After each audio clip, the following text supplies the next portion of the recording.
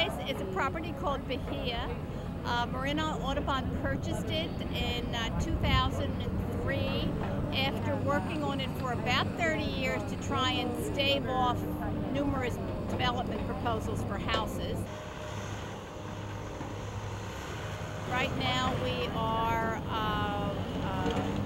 restoring about 145 acres of the baylands by breaching a levee and letting the tidal waters come in for the first time in, I'd say, about 80 years. So it's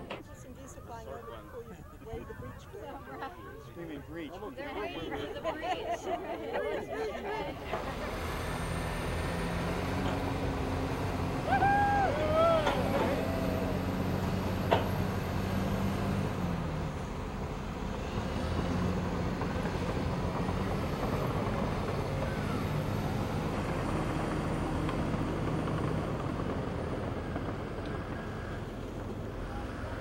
Look forward to getting flapper rail habitat during the early years.